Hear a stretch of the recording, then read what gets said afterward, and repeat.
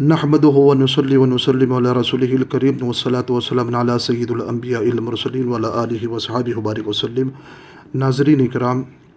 جس طرح سے آپ سبھی جانتے ہیں کہ اکثر دعوتوں میں دیکھا جاتا ہے کہ لوگ رزق کی کتنی بے حرمتی کرتے ہیں، اور جتنا اپنے پیٹ کو لگتا ہے لیکن اس سے کہیں زیادہ اپنے رکابی اور اپنی تھالی میں ڈال لیتے ہیں۔ پھر اس کے کہیں زیادہ ایسا بھی ہوتا ہے کہ بچنے کے بعد اس چیز کو، اس کھانے کو، اس روٹی کو جو ہے دسترخوان پر ڈال دیتے ہیں، پھر اس کے بعد وہ کچرے کی ڈھیر میں تک وہ چلی جاتی ہے۔ لیکن یاد رکھیے کہ روٹی کی جو قدر و قیمت ہے، روٹی بھی ایک عظیم نعمت ہے۔ اللہ رب العزت نے نعمت کی شکل میں ایک روٹی کو بھی ہم کو عطا فرمایا ہے۔ ایک روٹی کو ہم کوشش کرنے کے لیے، حاصل کرنے کے لیے ہم کتنی جد و جہد نہیں کرتے ہیں۔ تو روٹی ایک عظیم نعمت اللہ نے ہم کو عطا فرمایا ہے، تو روٹی کی عزت کرنا ہے اور روٹوں کی تعظیم و تکریم بھی کرنے کا حکم احادیث طیبہ میں آیا ہے۔ حضرت ابو سکینہ رضی اللہ تعالیٰ عنہ بیان کرتے ہیں، رسول اللہ صلی اللہ علیہ وسلم نے فرمایا، روٹی کی تعظیم کرو کیونکہ اللہ تعالیٰ نے اس کو عزت دی ہے، اور جس شخص نے روٹی کی تعظیم کی، اللہ رب العزت نے اس کو عزت دی ہے۔ تو روٹی کی عزت کرنا ہے، اور روٹی کی جو عزت کرتا ہے اللہ اس کو عزت سے نوازتا ہے۔ تو یاد رکھیے کہ ہم روٹی کو عزت دینے کی کوشش کیجیے، اور عزت کے ساتھ اس کو اپنے منہ کا نوالا بنائیے۔ پھر اس کے بعد دوسری حدیث پاک میں آتا ہے کہ عبداللہ بن بریدہ اپنے والد سے فرماتے ہیں، رسول اللہ صلی اللہ علیہ وسلم نے فرمایا، روٹی کی تعظیم کرو کیونکہ اس کو اللہ تعالیٰ نے آسمان کی برکتوں سے نازل فرمایا اور اس کو زمین کی برکتوں سے نکالا گیا ہے۔ تو روٹی جو ہے آسمانوں سے اس کو برکت بنا کر نازل کیا گیا، اور اس کو زمین سے برکتوں سے، اس کو زمین سے برکت کی شکل میں اس کو نکالا گیا ہے۔ تو روٹی کی عزت و تکریم کرنے کا حکم حدیث طیبہ میں آتا ہے۔ پھر یہی بات یہ ہے کہ رسول پاک علیہ الصلوۃ والسلام کے شہزادے حضرت حسن، جو امام حسن ہیں، جو مولا علی رضی اللہ تعالیٰ عنہ کے شہزادے ہیں، حضرت حسن بن علی رضی اللہ تعالیٰ عنہ بیان کرتے ہیں، وہ وضو کرنے کی جگہ پر آپ تشریف لے گئے، تو جہاں پر وضو کرنے کے لیے آپ تشریف لائے تو وہاں پر نالی میں ایک روٹی کا ٹکڑا تھا۔ اس ٹکڑے کو آپ نے اپنے خادم، اپنے غلام سے فرمایا کہ اس کو اپنے ہاتھ میں رکھو، جب میں وضو سے جب فارغ ہو جاؤں تو اس کے بعد مجھے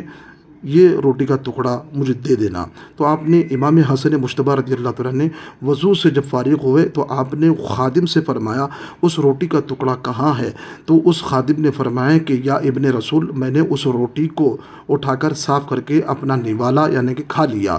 تو امام حسن مجتبیٰ رضی اللہ تعالیٰ عنہ نے اس غلام، اس خادم کو آپ نے آزاد کر دیا۔ تو غلام نے کہا کہ یا ابن رسول، آپ نے ایک روٹی کے ایک ٹکڑے کو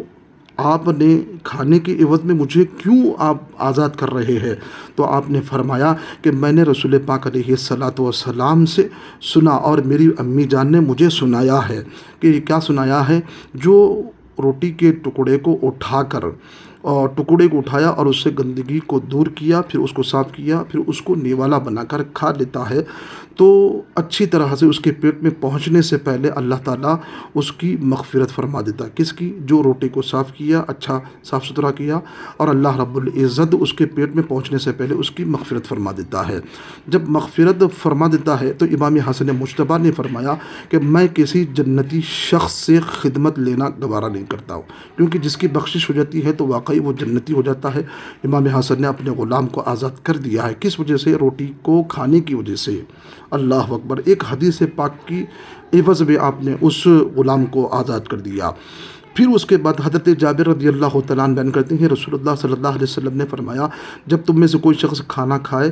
اور اس کا لقمہ گر جائے تو لقمے پر جس چیز کی لگنے کی وجہ سے اس کو شک ہو تو اس کو گرا دے، پھر اس کو کھا لے، اور اس کو شیطان کے لیے نہ چھوڑے۔ یعنی کہ چاول ہو، روٹی ہو، کوئی بھی چیز ہو جو اللہ نے تم کو کھانے کے لیے عطا فرمایا، اگر ہم سے نوالا گر جاتا ہے یا کوئی بھی چیز اگر گر جاتی ہے کھانے کی، تو اس کو کوئی چیز اگر گندگی لگ جائے تو اس کو صاف کر کے کھا لیا کرو، کیونکہ شیطان کو موقع نہ دو، کیونکہ اگر تم اس چیز کو چھوڑ دیتے تو وہ شیطان کھا لیتا ہے۔ ہے، اس لیے کہ گرے ہوئے لقمے کو بھی اٹھا کر اور صاف کر کے کھانا چاہیے، اور شیطان کو بھی اس کو موقع فراہم نہیں کرنا چاہیے، اس کے لیے نہ ہی چھوڑنا چاہیے۔ پھر اس کے بعد آپ نے فرمایا، حضرت انس رضی اللہ تعالیٰ عنہ فرماتے ہیں کہ رسول اللہ صلی اللہ علیہ وسلم نے فرمایا، جب تم میں سے کوئی شخص کھانا کھائے اور اپنی انگلیوں کو 3 مرتبہ چاٹ لے، اور آپ نے فرمایا تم میں سے کوئی شخص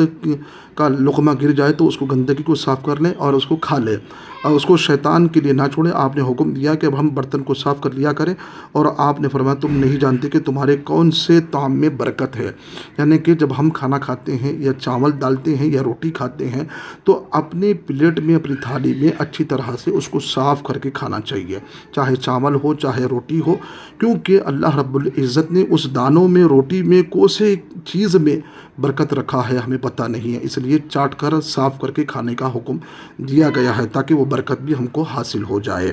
تو یہ ناظرین کرام، یہ ہے تمام چیزیں، روٹی کی تکریم اور روٹی کا عزت کرنے کا حکم دیا گیا ہے، اور روٹی کو جو عزت دیتا ہے اللہ رب العزت اس کو بھی عزت عطا فرماتا ہے۔ یہی بات ہے کہ آج ہم جو ہے روٹی کی قدر نہیں کرتے ہیں اور کچرے کے ڈھیر پہ چلا جاتا ہے، اور روٹی جو ہے رزق، طرح طرح کی جو نعمتیں جو ہم کو کھانے کے لیے میسر آج ہمیں